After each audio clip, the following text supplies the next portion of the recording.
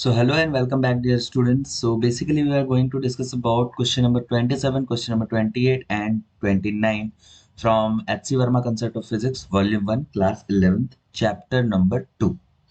Okay, so simply question number 27 is saying that a rod of length L is placed along the x-axis between x is equal to 0 and x is equal to L. So let's draw a x-axis line like this. Let us suppose x is equal to 0 here and this is x-axis, and from x is equal to 0 to x is equal to L. So we have to draw a rod as well. So a rod like this, and let us suppose L is here. All right. Now the further question is saying that the linear density, that is mass by length rho of rod, varies with distance x from the origin as rho is equal to a plus bx. अब देखो ये जो rod है ना, उसका linear density that is rho जो है ना, वो x के ऊपर डिपेंड कर रहा है। x के वेरी होने के साथ रॉ भी वेरी कर रहा है। कैसे वेरी कर रहा है? तो a प्लस बी एक्स के रिस्पेक्ट में, इस इक्वेशन के हिसाब से वो वेरी कर रहा है। अब आपको करना क्या है? पहले तो आपको क्वेश्चन नंबर ए में बोला गया है ए और बी का एसआई यूनिट फाइंड करना है, एंड क्वेश्चन नंबर बी में बोला गया है कि आपको मास फाइंड करना है in terms of A, B and L के टर्म में। ओके, तो सबसे पहले हम लोग क्वेश्चन नंबर 1 के ऊपर बात कर लेते हैं। यहाँ पे ए एंड बी के एसआई यूनिट के ऊपर बात की जा रही है। तो यहाँ पे एक कंसेप्ट है जो मैं आपको बताना चाहूंगा कि होमोजेनिटी प्रिंसिपल के हिसाब से अगर आप किसी भी इक्वेशन में किसी भी फॉर्मूला के ऊपर काम करते हो ना, तो उस फॉर्मूला में जितने भी टर्म्स यूज हुए हैं वो सारे टर्म्स एक ही यूनिट के होते हैं या एक ही क्वांटिटी के होते हैं। ओके, सो यहाँ पे आप देखो ये जो रॉ है वो क्या है? वो है लीनियर डेंसिटी।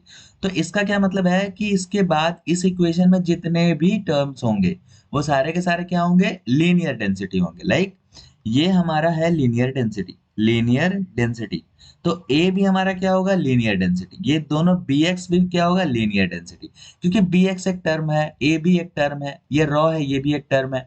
तो जब रॉ लीनियर डेंसिटी है तो इसका मतलब सारे के सारे यहाँ पे लीनियर डेंसिटी ही होंगे। ओके, तो चलो ए की पहले बात कर लेते हैं। तो ए भी क्या है हमारे पास? यहाँ पे लीनियर डेंसिटी है। तो यहाँ पे a is equal to linear density हम लोगों ने लिख दिया। अब देखो ए लीनियर डेंसिटी है तो लीनियर डेंसिटी का फॉर्मूला क्या होता है बाबू? मास बाय लेंथ, है ना? तो मास बाय लेंथ करेंगे हम लोग। मास का यूनिट क्या होता है? हमें ऐसा यूनिट पूछा गया ना, तो मास का ऐसा यूनिट क्या होगा? केजी। एंड लेंथ का ऐसा यूनिट मीटर। तो बताओ ए का जो ऐसा यूनिट हो गया वो क्या हो गया? KG per metre. Okay, similarly अगर हम लोग bx के ऊपर बात करें तो bx भी क्या है बाबू? लीनियर डेंसिटी, है ना? Linear density. अब लीनियर डेंसिटी भी क्या होता है? मास अपॉन लेंथ होता है ना? मास अपॉन लेंथ होता है। अब ये क्या होगा? केजी पर मीटर तो है ही। अब देखो यहाँ से हम लोगों को बी का यूनिट निकालना है ना, तो B X is equal to है केजी पर मीटर। एक्स क्या है? तो एक्स तो यहाँ पे लेंथ है, क्योंकि एक्स एक्सिस में जो भी लेंथ यहाँ पे हो रहा है उस हिसाब से ये वेरी कर रहा है। तो एक्स क्या है? एक तरह का लेंथ है। तो हम लोग सिर्फ बी का यूनिट हमें निकालना है ना, तो बी इधर रखेंगे, एक्स को भी इधर कर देंगे, और एक्स क्या है? लेंथ है। तो लेंथ इधर आएगा तो मीटर बन जाएगा, है ना? एक्स का जो यूनिट होगा वो क्या होगा? मीटर हो जाएगा, and KG per metre square हो जाएगा यहाँ पे। ओके, तो जो बी का हमारा ऐसा यूनिट है वो क्या हो जाएगा? केजी पर मीटर स्क्वायर हो जाएगा। ओके, सो इस तरीके से हम लोगों ने ए और बी दोनों का ऐसा यूनिट फाइंड कर लिया। बेसिक कंसेप्ट इस क्वेश्चन के पीछे क्या था कि जो भी इक्वेशन या फिर जो भी फॉर्मूला के ऊपर हम लोग काम करते हैं उसके हर टर्म्स का जो यूनिट होता है, जो डायमेंशन होता है, जो क्वांटिटी होती है, physical quantity as you can see, वो सारे के सारे होमोजेनियस होते हैं। ऑलराइट, अब बात करते हैं क्वेश्चन नंबर बी के ऊपर। अब देखो यहाँ पे आपको मास निकालना है ए, बी और एल के टर्म में। तो हम लोग वापस से एक एक्स एक्सिस ड्रॉ कर लेते हैं, और इस बार हम लोग जो लेंथ लेंगे ना रॉड का, वो पूरा का पूरा एल तक नहीं लेंगे। हम लोग एक छोटा सा लेंथ लेने वाले हैं। ओके, छोटा सा लेंथ लेंगे। लेट अस सपोज कि वो dx लेंथ ले लिए, और वो dx लेंथ कहाँ पे होगा? लेट अस सपोज कि वो dx लेंथ यहाँ से यहाँ के बीच का होगा। ये dx लेंथ है। और लेट अस सपोज कि ये जो dx लेंथ है ना, उसका जो मास है वो dm है। क्या है? मास हमारा जो है वो dm है, और जो लेंथ हम लोगों ने ले रखा है वो ले रखा है dx। ठीक है, तो ये सारी चीज है। तो अब इस हिसाब से बताओ कि जो रॉ होगा हमारा डेंसिटी होगा, लीनियर डेंसिटी, वो क्या होगा?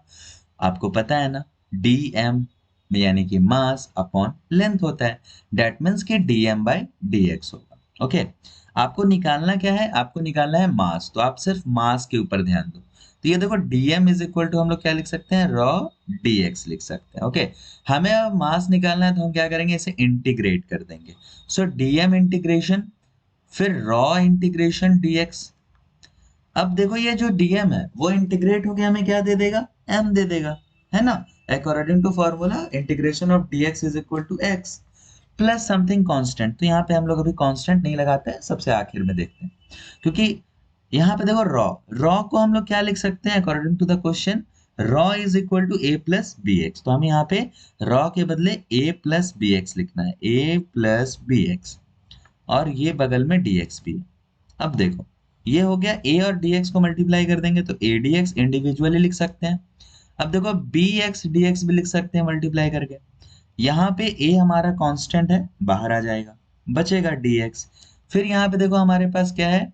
b कांस्टेंट है, x dx। अब देखो ये सारी चीजें हम लोग कहाँ से कहाँ तक कर रहे हैं? 0 से l तक कर रहे हैं, तो हम एक लिमिट भी लगा देते हैं, है ना? तो 0 से l तक कर रहे हैं, 0 से l तक हमें निकालना है, पूरा का पूरा लेंथ निकालना है। अभी हम लोग माइनर थोड़े से पार्ट पे काम कर रहे थे, तो अब हमें 0 से l लेंथ का मास निकालना है। तो अब देखो यहाँ पे dx का इंटीग्रेशन क्या हो जाएगा? x हो जाएगा। अपर लिमिट हमारा l है, लोअर लिमिट 0 है। सिमिलरली यहाँ पे देखो b, x है तो x का इंटीग्रेशन क्या होता है? x square by 2।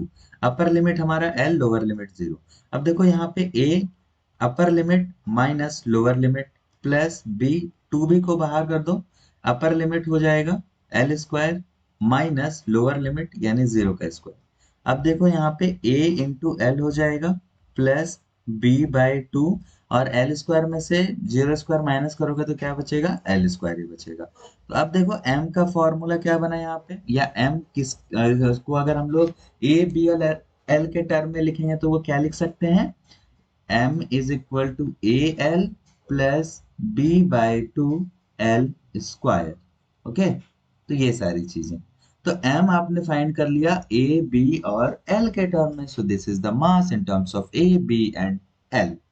इस क्वेश्चन का कंसेप्ट क्या था कि लाइक आप छोटे टर्म्स के ऊपर बात करो जब आपको नहीं पता रहता है, उसके बाद आप इंटीग्रेट कर दो, है ना? अगर आप छोटे टर्म में वो डिराइव कर पा रहे हो तो इसका मतलब है कि आप इंटीग्रेट करके बड़े टर्म में डिराइव आराम से कर सकते हो। जैसे हम लोगों ने यहाँ पे dm is equal to rho into dx के टर्म में फाइंड कर लिया था, a b और x जो था वो l के टर्म में आ सकता था।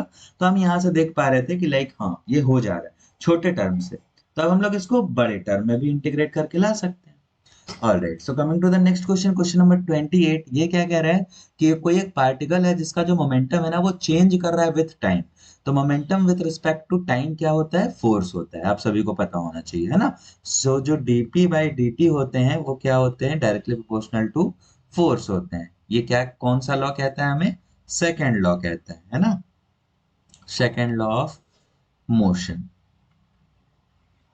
Alright, okay. अब देखो यहाँ पे dp अपॉन dt जो है ना वो 10 न्यूटन प्लस 2 न्यूटन पाए एंड 2 न्यूटन पर सेकंड इनटू टी। तो देखो 10 न्यूटन एक साथ दिया है, 2 न्यूटन पर सेकंड एक साथ दिया है, मतलब ये दोनों सिर्फ और सिर्फ आपके स्केलर को डिनोट कर रहे हैं। यहाँ पे आपको यूनिट लेने का जरूरत नहीं है, मैग्नीट्यूड को रिप्रेजेंट कर रहे हैं। और आप देखो यहाँ पे टी बाहर है ना? टी अंदर नहीं है, टी बाहर है।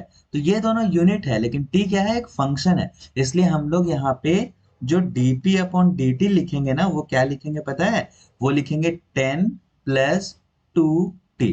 आप में से कई लोगों का ये क्वेश्चन होगा कि इसको 10 प्लस 2t क्यों लिखेंगे, 10n plus 2n by s into T क्यों नहीं लिखेंगे? तो उसका रीजन ये है कि ये यूनिट है बाबू। यूनिट को हम लोग नहीं लिखते हैं in the process of integration और डिफरेंशिएशन, वो अल्टीमेटली लास्ट में लगाते हैं हम लोग। और अगर लगाते भी है तो कोई ज्यादा फर्क नहीं पड़ता है, बट नहीं लगाते हैं। यहाँ पे देखो टी जो है वो यूनिट नहीं है, टी क्या है? एक टाइम है। और टाइम का मतलब क्या है? कि फिजिकल क्वांटिटी है। और ये क्या है? सेकंड टाइम का यूनिट है। तो यूनिट को यूज नहीं करेंगे during the process of differentiation और इंटीग्रेशन। यहाँ पे फंक्शन है एक टी, इसलिए हम लोग इसका यूज करने वाले हैं। आपको बताना है मोमेंटम जो है ना वो 10 सेकंड पे कितना होगा, अगर 0 पे 0 है तो आप इसको दो तरीके से सॉल्व कर सकते हो। एक तो आप डायरेक्टली इंटीग्रेट कर दो, है ना, और चेक कर लो कि क्या t इज इक्वल टू 0 पे मोमेंटम 0 आ रहा है। अगर हाँ, तो मोमेंटम आप 10 सेकंड पे निकाल दो। जैसे देखो, सो dp इज इक्वल टू, हम लोग क्या कर सकते हैं, 10 इंटू डी टी, साथ में 2t इंटू डी टी, है ना, दोनों के साथ dt चला जाएगा। अब इसे इंटीग्रेट करेंगे तो ये क्या देगा हमें, dp, और ये हमें दे देगा integration of 10 dt and plus 2t dt। Okay, so 10 constant है, बाहर आ जाएगा, dt का जो इंटीग्रेशन होगा वो क्या हो जाएगा, t हो जाएगा। एंड अब देखो 2 यहाँ पे कांस्टेंट है तो बाहर हो जाएगा, t का integration t square by t हो जाएगा, है ना।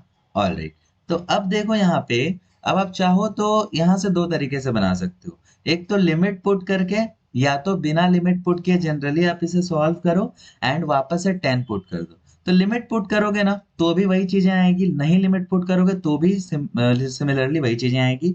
जैसे देखो यहाँ पे क्या आ रहा है, 10t प्लस 2 से ये 2 कट हो गया, बचा क्या, टी स्क्वायर। अब एक बार आपको बस चेक करना है, ये जो मोमेंटम है वो टाइम इज इक्वल टू 0 पे 0 आ रहा है या नहीं आ रहा है। तो आप चेक कर लो, 4t इज इक्वल टू 0, जब t इज इक्वल टू 0 लेते हैं तो क्वेश्चन के हिसाब से मोमेंटम 0 आना चाहिए। तो चेक करते हैं, p is equal to 10 into 0 plus 0 का स्क्वायर। तो देखो 10 इंटू 0 0 हो गया, 0 का स्क्वायर भी 0 हो गया, इन दैट केस मोमेंटम क्या आ गया, 0। मतलब ये इक्वेशन एकदम सेटिस्फाई कर रहे हैं हमारे क्वेश्चन को। तो अब आप क्या करो, 4t is equal to 10 second निकाल दो और यही आपका आंसर आ जाएगा। So t is equal to 10 second आप मोमेंटम पे पुट करते हो तो देखो क्या है, कुछ इक्वेशन 10t प्लस t का स्क्वायर। ओके, सो यहाँ पे आप देखो 10 इंटू 10 होगा प्लस 10 का स्क्वायर होगा। ओके, सो 100 प्लस 100 हो गया, इन दोनों को ऐड कर देंगे तो हमारे पास आ जाएगा 200, और ये हमारा मोमेंटम हो जाएगा। यूनिट की बात करें तो केजी मीटर पर सेकंड आपका होता है मोमेंटम का unit. So momentum is equal to 200 KG metre per second. KG metre per second क्यों होता है, क्योंकि momentum is equal to mass into velocity. तो मास का यूनिट केजी, वेलोसिटी का unit metre per second. Okay, तो momentum हमारा निकल गया 200 KG metre per second. Okay, alright, so next हम लोग लास्ट क्वेश्चन पे आते हैं। आज का जो लास्ट क्वेश्चन है वो है कि एक फंक्शन है y, जो कैसा फंक्शन है, डिपेंडेंट फंक्शन है ना, ये डिपेंड कर रहा है x के ऊपर, और x यहाँ पे इंडिपेंडेंट वेरिएबल हो जाएगा। तो आपको बताना है कि अगर dy बाई डी एक्स अगर आपको दे रखा है एक्स स्क्वायर के इक्वल, तो आप लोग बताओ कि y जो होगा वो x के फंक्शन में कैसे लिखेंगे। So y is equal to F X कैसे लिख सकते हैं, एनीवन, सोचो कैसे लिख सकते हैं। ऑलराइट, एग्जैक्टली, आप में से कई लोग ऐसा सोच रहे होंगे कि यहाँ पे आपको इंटीग्रेट करना है, तो एग्जैक्टली इंटीग्रेट ही करना है। dy इज इक्वल टू पहले एक्स स्क्वायर dx लिख देते हैं। अब देखो एक साइड बिल्कुल x दिख रहा है, एक साइड बिल्कुल y दिख रहा है, अब हम लोग इसे इंटीग्रेट करेंगे। सो dy इंटीग्रेशन, और इधर में x square dx integration.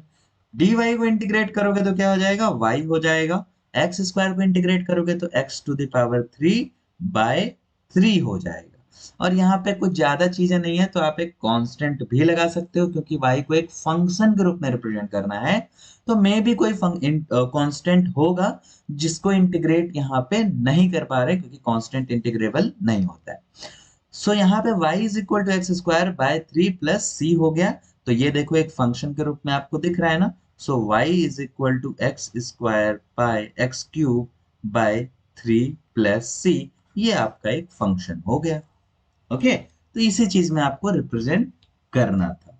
So that's all for today, and ये इसके बाद भी वीडियोस आएंगी। 29 क्वेश्चन नंबर तक हम लोगों ने सॉल्व कर रखा है। सो 29 के बाद आगे की वीडियो जो आएंगी वो 30 31 की आएंगी। एंड फिर मिलते हैं नेक्स्ट वीडियो में, तब तक के लिए till then take care, thank you, bye bye everyone.